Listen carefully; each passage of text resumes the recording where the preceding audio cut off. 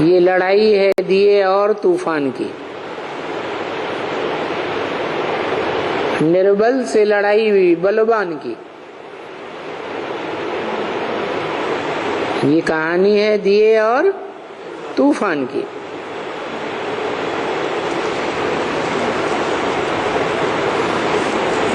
ओम शांति।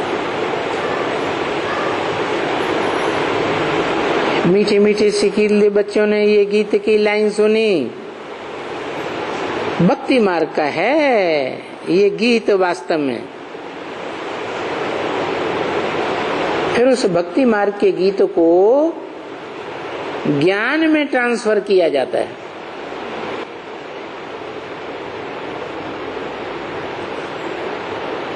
क्या भक्ति मार्ग के गीतों को ज्ञान में ट्रांसफर किया जाता है और तो कोई इन गीतों को ट्रांसफर नहीं कर सकता।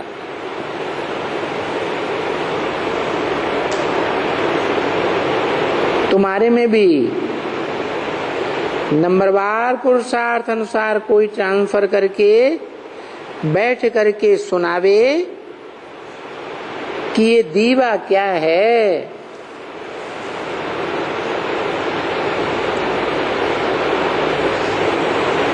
जो दीवा निर्बल पड़ जाता है तूफान के सामने, परंतु हिम्मत से लड़ता रहता है। क्या हिम्मते बच्चे मददे बाप। तो ये समझाना है कि दीवा माने कोई आत्मा है। क्या जो दुनिया के मुकाबले बहुत कमजोर है और दुनिया में तो बड़े बड़े बलवान पड़े हुए। और तूफान क्या है वो भी बताना है। तो दीवा तो बच्चे जानते हैं कि हमारी आत्मा ही दीवा है। जिस आत्मा रूपी दीवे की रोशनी उजियानी हुई है। क्या इसमें घृत कम हो गया है? तो दीवे में अगर घृत कम हो गया तो रोशनी भी धीमी पड़ जाती है। और अभी संगम में हमारा बाप आया हुआ है। उस दीवे को फिर से जगाने के लिए, परंतु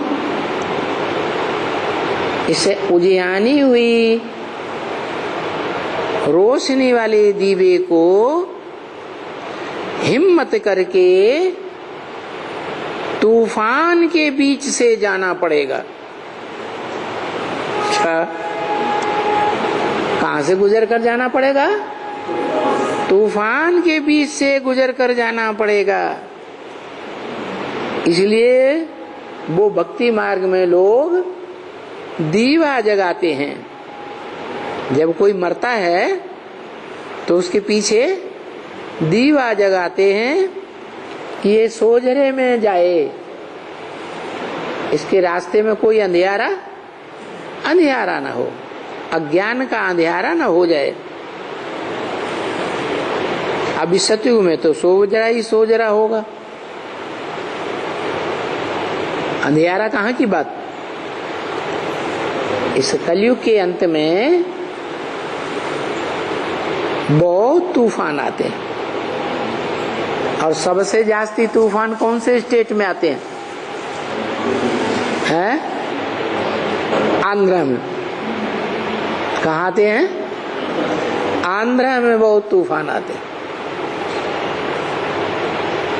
किसका देश है? यथा राजा तथा प्रजा। अंधरों का देश है। नाम क्या पड़ा? आंध्र। ये एक ही प्रदेश है भारत का जो समंदर के साथ सब प्रदेशों के मुकाबले जास्ती जुड़ा हुआ है। समंदर का किनारा कौन से स्टेट में सबसे ज्यादा है? हैं? आंध्र में।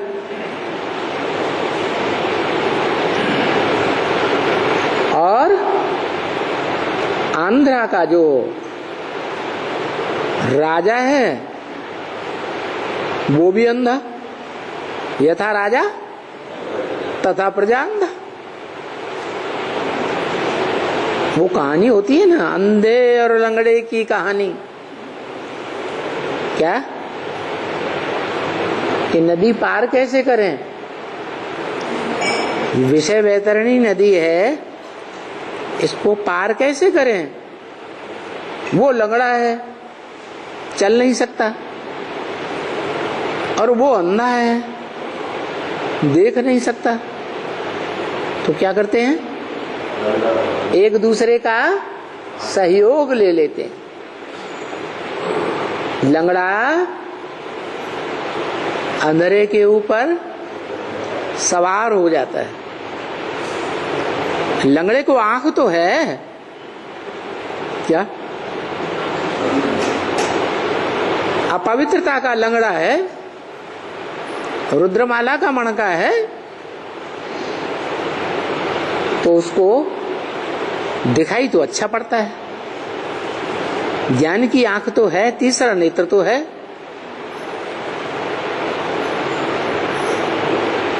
रुद्रवत्स है ना, उनका मुखिया कौन?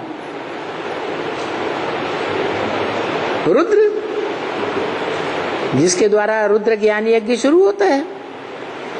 लेकिन वो लंगड़ा है ना, क्या? पवित्रता की बात नहीं है। विष पाई है या अमृत पाई है? विष पाई है। तो बच्चे भी और भी जितने रुद्रगण हैं वो सब ऐसे ही। तो वो लंगड़ा है, और वो आंध्रा का जो है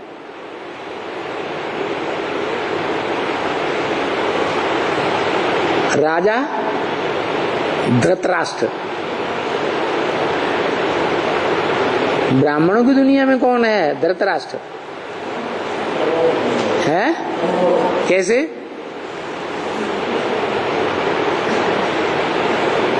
है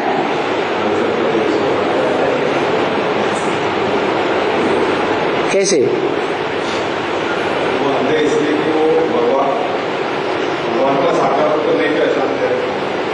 नहीं, वो धृतराष्ट्र ने धृत माने धारण कर लिया, राष्ट्र माने धन संपत्ति, सारी राजाई अपने हाथ में ले ली।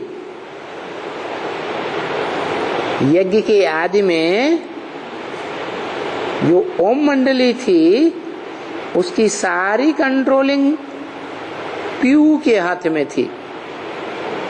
क्या? फिर क्या हुआ? उसकी तो लाश भी गुम कर दी। जो पीयू था, पंडा था, वो चल बसा। फिर उसके बच्चे को राजाई मिलनी चाहिए, लेकिन जिसने उस पंडा बाप को नहीं पहचाना, किसने? हैं? ब्रह्मा बाबा ने नहीं पहचाना, तो अंधा हुआ ना। और उस अंधे ने जो ब्राह्मणों की दुनिया में जो भी कंट्रोलिंग पावर थी, उस कंट्रोलिंग पावर को अपने हाथ में ले लिया। ओम मंडली खलास हो गई, और कौन सी संस्था का नाम चला? ब्रह्मा के नाम पर ब्रह्मा कुमारी ईश्वरी विश्वविद्यालय नाम पड़ गया। तो किसका राज्य चल गया? है धृतराष्ट्र का राज्य चल गया। और धृतराष्ट्र की जो प्रजा है उस प्रजा में मुख्य पैदा हुई, शास्त्रों में उसका नाम कुंती दिया है। क्या? पांडवों की माँ। वो पांडवों की माँ कौरवों के परिवार में रही या पांडवों के साथ गई? कौरवों के परिवार में रही। तो यहाँ कौन है? हैं? छोटी माँ। अंधे की औलाद है ना, अंधे की औलाद अंधे, उसे भी बाप दिखाई पड़ता है क्या? है? उसको भी बाप नहीं दिखाई पड़ता। तो बताया ये देहभान है धृतराष्ट्र में, और धृतराष्ट्र के बच्चों दुर्योधन दुशासन आदि में देहभान है, और देहभान के कारण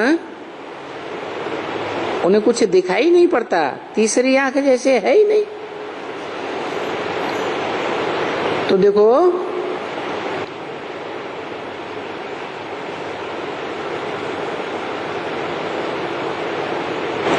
आज की दुनिया में तो वो आंध्र प्रदेश स्थूल में दिखाया गया, स्थूल सागर के किनारे है। कहाँ की बात? बेहद में।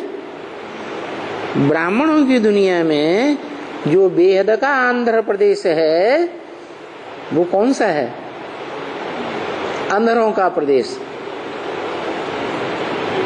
है। ब्रह्मा और ब्रह्मा कुमार कुमारियों का जो संगठन का स्थान है वो क्या हुआ है? आंध्र प्रदेश हो गया।